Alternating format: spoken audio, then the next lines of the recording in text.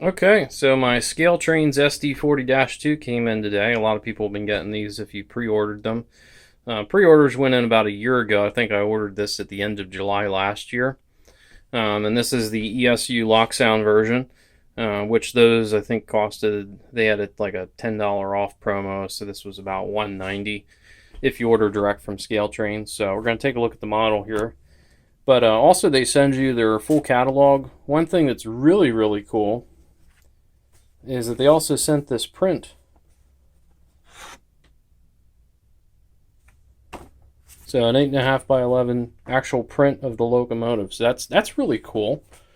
Perfect for your training room or to frame. I like having art or pictures of some of the models that I have, so I think that's a really nice touch that they threw in there. Didn't know that that was going to be in there, but let's take a look at the model here. So kind of reminds me a lot of like an Athearn box.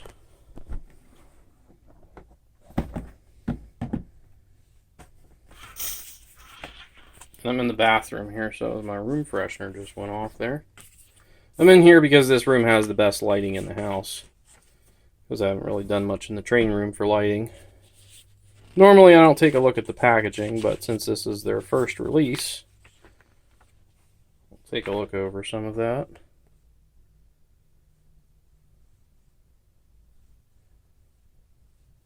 So not too thick.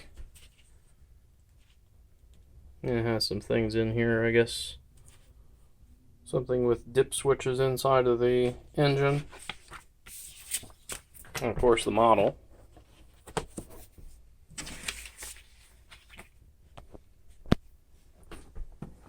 And I got Norfolk Southern. So similar package to kind of everybody else in the industry that's doing diesel these days. See if I can do this with one hand. Probably not.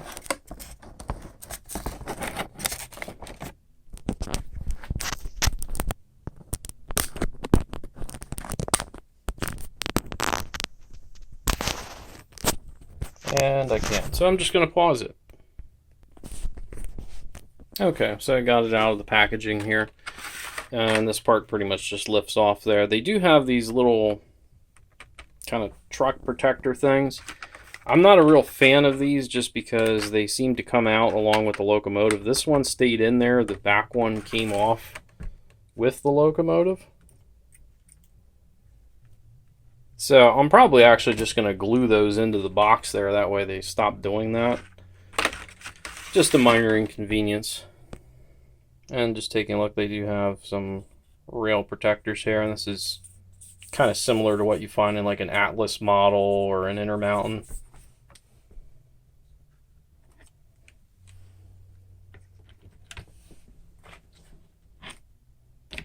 And we'll get the other one out here.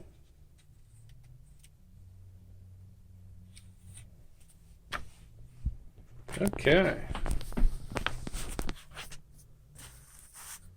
So now we're taking a look at the actual model here. And reminds me very much of an Athearn. Same kind of the same thickness for details on here. One thing on the Norfolk Southern version, they have this little yellow thing here on the truck. And I guess that's unique to Norfolk Southern because some of the other roads I haven't saw that on. Because all of these SD40s do have road-specific detail. And I'm going to pause it again here and get rid of this rear truck protector. Okay, so got rid of that annoying rear truck protector there.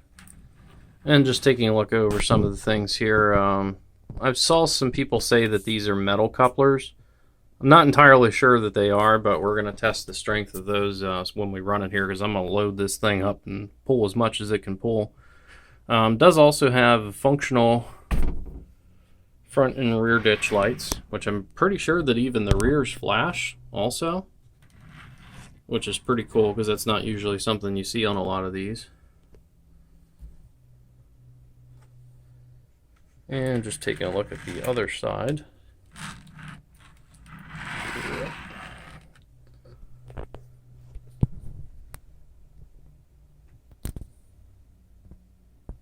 One thing that's cool is I don't really see any glue marks all over everything.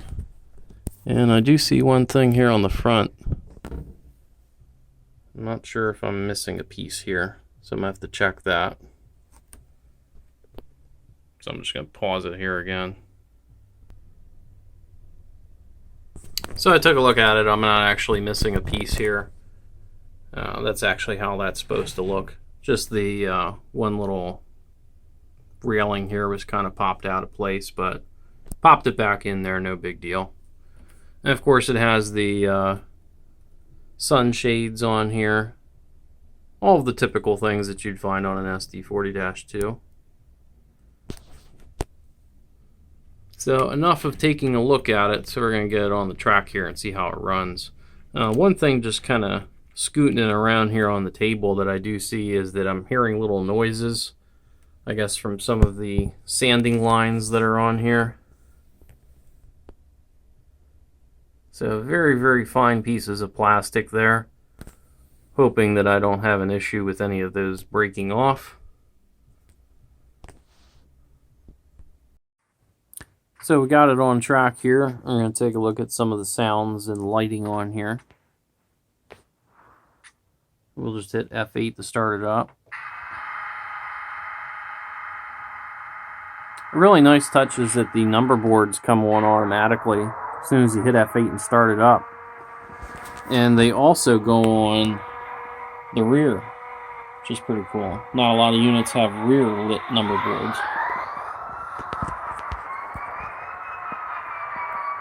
First thing I noticed about this, even though I kind of have the phone, which is what I'm recording on, right up against the locomotive, it's not very loud.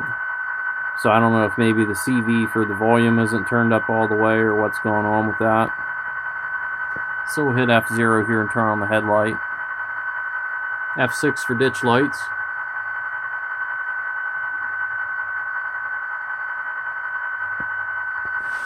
And they do, of course, flash.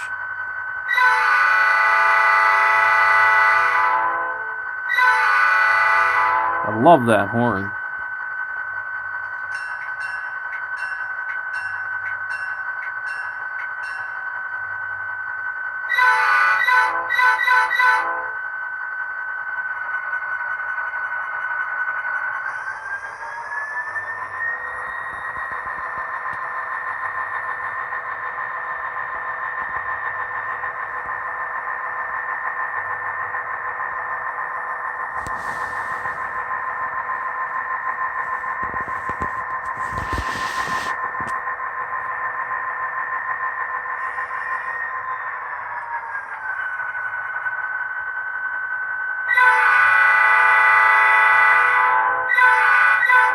Very cool that the rear ones work also.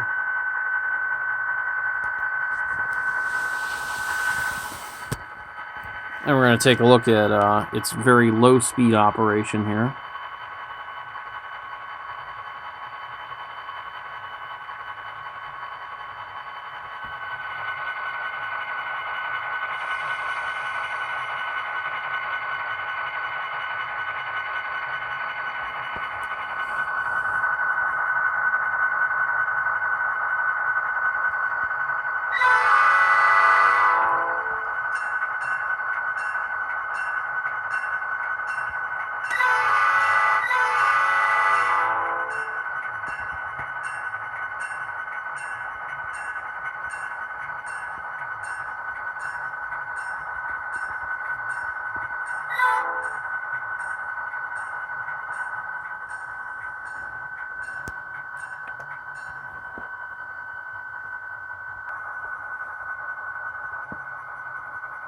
Now we're going to take a look and see what kind of low speed it's working with here. This is its speed step 1.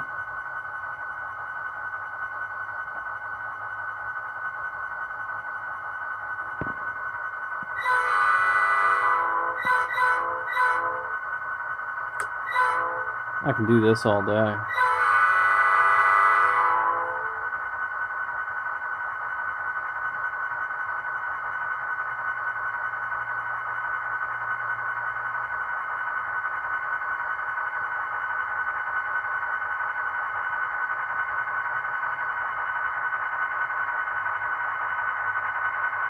0.9 miles an hour. So let's see what kind of maximum speed we're looking at here.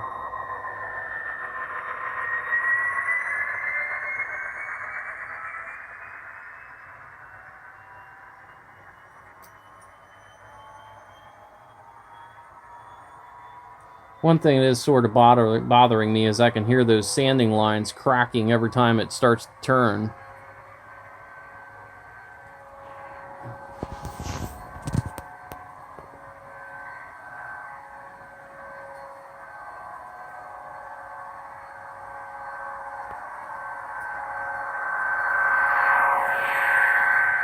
So it'll probably pick up a little bit of speed here.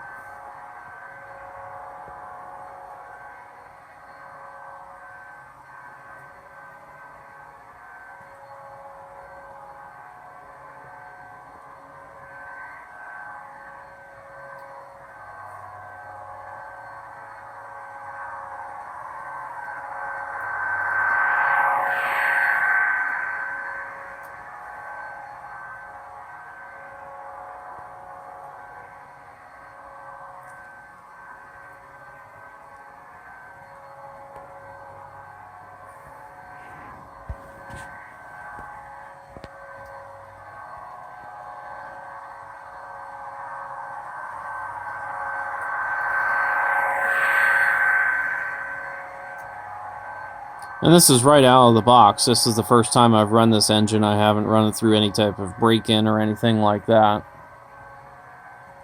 Generally, as they get warmed up, they'll pick up a little bit of speed.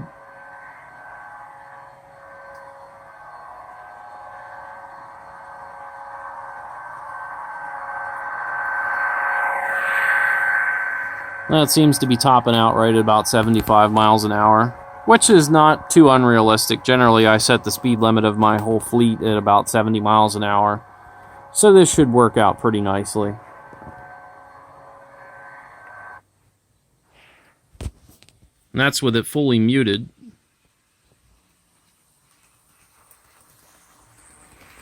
No real motor noise.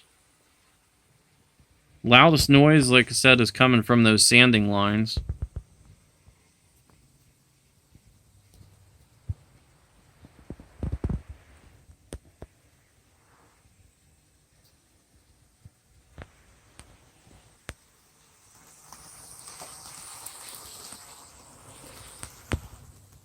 And they do have a little bit of momentum programmed in from the factory.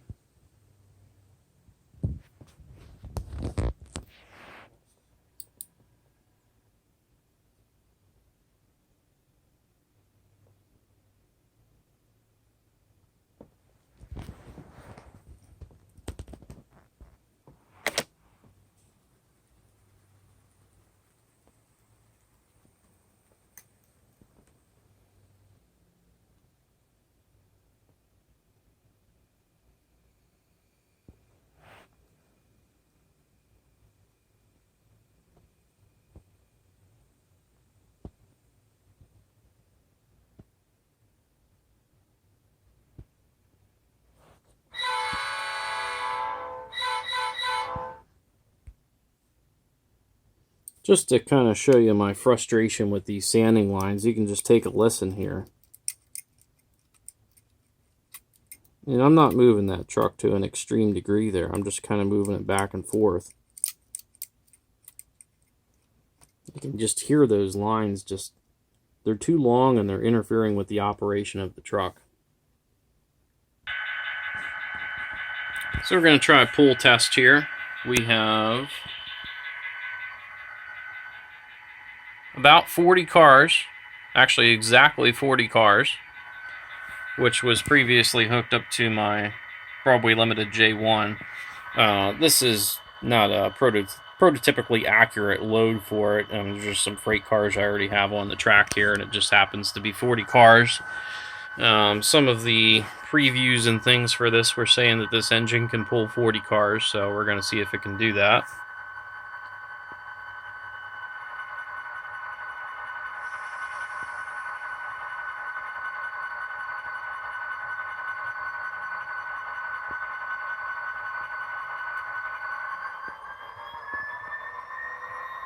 So far, so good.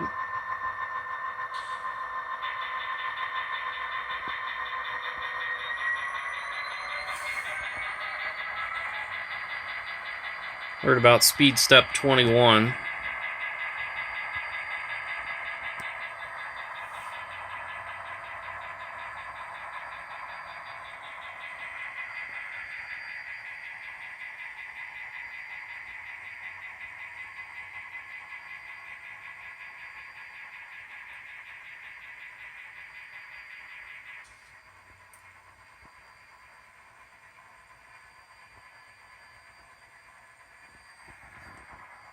From what I've saw on other trains, typically in this corner here is where things usually get stalled.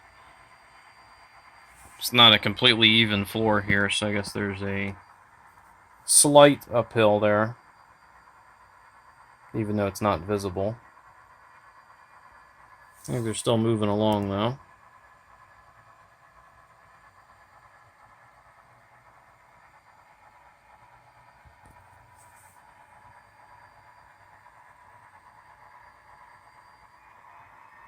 We'll bump it up to 31 there.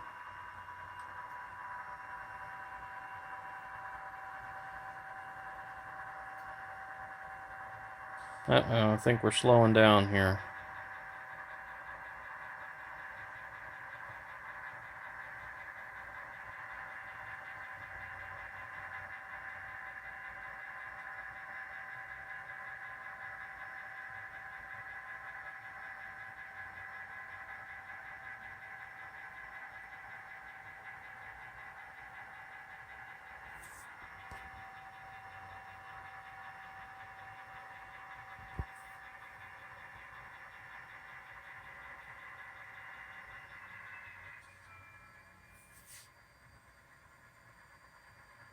Now we're at speed step 22, and we're stalled. So I can't say that it does pull 40 cars, because that's what we got on here, and it can't do it. But still, it's just a single locomotive, so I mean, these things don't really need to pull that much. Generally, you're going to have 2 or 3 of these on here anyway, so not a huge deal. So next up here, we're going to have a little tug of war between the Scaletrains SD40-2 and an Intermountain Gevo. So we'll see which way this one goes. We'll run them both up to about speed step 10.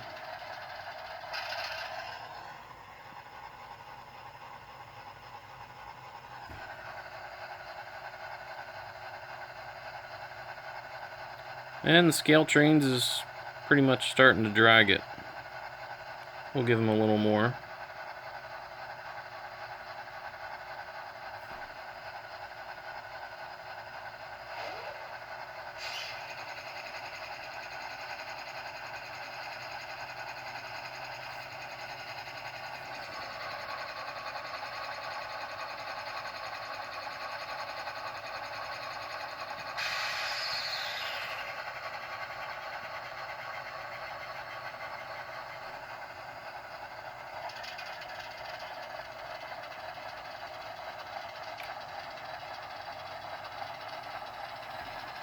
At about half throttle, it's just pretty much dragging the Gevo.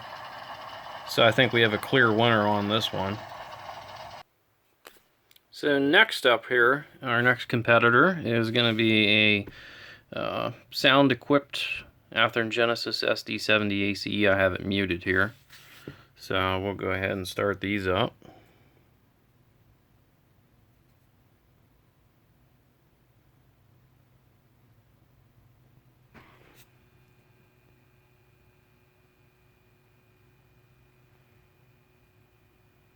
And it's pretty much dragging the Athearn Ace also. I kind of thought the Ace would hold up a little bit better. These engines are weighted pretty similar, and the Ace is a bigger engine, so it should win this, but it's not.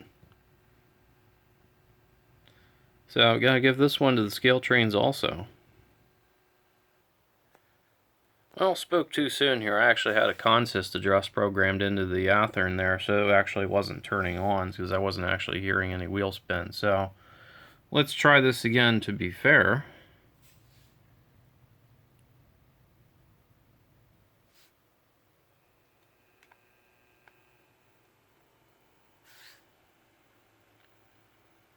Well, doesn't seem to be making any difference. It's still dragging it.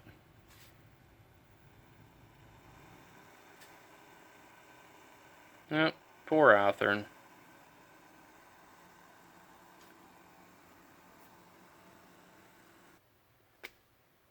Next up here we have a Kido SD40 Mac, which is probably one of my better diesel pullers out there. I'd rate this engine really only third to the Broadway Limited AC6000s and also the MTH, either the SD70 ACEs or the ES44s. So I fully expect that the 80 Mac's going to beat it, but we'll see how it does here and see how much of the fight that Scaletrains can put up here.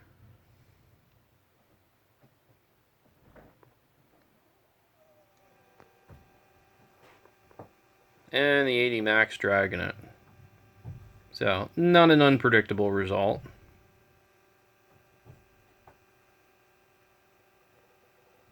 And in real life, the 80 Mac should be able to pull more than an SD40, so that's pretty typical. So, it's better than some other engines that realistically it really shouldn't be. So I'd say that the pulling power on this engine's middle of the road. I think to say that it's industry standard or it's going to set some sort of industry standard, that's a little bit of a stretch to me because there's already other engines that can pull more than this one. I mean, for its size, it's respectable, but there's certainly better ones that are out there. So I think that end our pulling power tests here. Okay, so you've saw it in action there. So in closing, a couple things that I'll say about this locomotive. One other thing I didn't mention is that this also has a built-in keep alive. So you can actually have this engine running over very bad track and it'll just continue to operate even if you pull it up off the tracks. It'll still have the sounds and lights already on. So that's a really cool thing, and I don't know if there's even anybody else in the industry that's included a factory keep alive in any of its engines, whether they be steam or diesel. I think I've saw it on some MTHs in the steam, but not too often. Definitely not something I've saw on the diesels, at least from any manufacturer that I'm aware of. So that's a really cool thing that they put in here, and that's usually something that costs at least $20 for you to put into a locomotive, and then you also have to find space to fit it in as well. In regards to the sound, I did also find that the sound was not turned up all the way. So you can make these a little bit louder. I kind of prefer these at their loudest setting. And how you do that is you actually change CV32 to 1 first, and then CV63, the max value is set to 192. So I set it to 192. I think it was set on maybe like 180 from the factory, so not quite as loud as it can be. But I think it sounds best at its most loudest volume. So I changed that. Didn't really mess with any other CVs too much on here. I mean, these are kind of right out of the box. Pretty much the only thing they don't have is the road number programmed in. So it's set to address 3, of course, just like every other engine is when you first buy it. So a couple things here in closing. I think this engine kind of lives up to about half of the hype that was associated with it. And what I mean by that is some of the claims that were being made about this were saying this is the definitive SD40-2 model. I'll go along with that because this is definitely better than anything that's been offered from Athearn, Broadway Limited, Intermountain, certainly Bachmann. It's just easily better than anybody else as far as attempts that have been made at this engine. As far as the pulling power and it being industry standard or a new industry standard as far as the quietness or the pull power, that I have to say no, because there's other engines that run slower and pull greater amounts and are just as quiet, if not more so, as far as the motor. So all of those things are very good on this engine, but I mean, they're not anything that hasn't been done before. And also, one thing to keep in mind about this engine too is this is the first diesel locomotive that Scaletrains has done. So for a first attempt, it's pretty good. I mean, I mean, there's even companies that have been doing this for a long, long time that you see a lot more flaws with. I mean, take a look at Athearn. I mean, they'll have a brand new engine that came out, or even one they've been making for 20 or 30 years, and there's all kinds of flaws all over it. So for a first attempt, this is pretty good. I mean, I don't know that they could have done a whole lot better with this. My biggest complaint with this engine is those sanding lines. That is just absolutely terrible. So, I mean, there's something that I might be able to kind of either trim or press back out of the way. I haven't messed with it too much, but they're pretty terrible out of the box, and that's a real annoyance and probably my only real dislike of this engine. Some of the things that I really do like is, of course, its factory LEDs. Those front and rear lit number boards, that's a pretty nice touch. You don't always see that in models. I think that it would be a little bit nicer if maybe the LEDs were a little bit brighter. That could also possibly be a CV setting, which I haven't messed with, so that might be something that can just be adjusted. I really like the fact that it has a keep alive in there. And the detail of it, I mean, it's an SD40-2 Norfolk Southern. Everything is here that you would expect to be here. So no real complaints there. So I'd have to say this engine's an 8 out of 10. I mean, it's pretty good. It's not perfect. It's not a unicorn by any means, because it does have some flaws. Like I said, those sanding lines, that's a big one for me. And I feel like the sound maybe could have been a little bit more louder. I mean, some SD40s that I've rebuilt and Athearn ready to runs have been louder. So I know that, in this shell you can get more sound out of it, so maybe they opted to fill up the space with more weighting. So, I mean, if you have too many weights in there, then there's not really room for a speaker, so there is a trade-off there. But it's not bad. It's not to the point where it's turned up all the way and it's just so much quieter than everything else on the layout. So it's pretty good. And I'm sure on next run of these, they'll probably change some things and make them even better. So for a first diesel locomotive, pretty good attempt from these. And also, I do like I said at the beginning of the video, I do think it's really cool that they sent along the actual photo of the engine print that you can frame. Perfect for your walls in your train room. That's something I'll put up, and that's a nice touch. Again, something I've not saw from a manufacturer. So I really like what Scaletrains is doing for the industry, and I think that we'll see some more good things from them, and I really hope that they're successful, and I hope that these sell really well. They should. They have these in a ton of different road names. At this point, the only reason I could say for you to buy another SD40 brand over this one would simply be that it's a road name that Scaletrains hasn't done, because there's really not a good reason to buy another brand over one of these. There just isn't. And the price of these is pretty comparable, if not a lot better than their competition, because if you look at a comparable Broadway Limited SD40 with sound, I mean, it's well over $200 usually. And even if you take an Athearn ready to run, those with sound are usually going around $140, and the motors that are in them are just absolute garbage. So you have to replace that and spend another $30, and usually they have a pretty junk speaker too, so then you're spending even more money. By the time it's all said and done, you're spending a lot more money than what this has. Not to mention you still don't have LED lighting, and you're not going to have it in all the different places that this does. So that means why put yourself through so much more work for an end result that just isn't as good? Just doesn't make sense to me. But pretty good attempt. So that's all for this review, and if there's other things that I find in this engine, or maybe a fix for those blasted sand lines, I'll post that as well. But that's all for this one.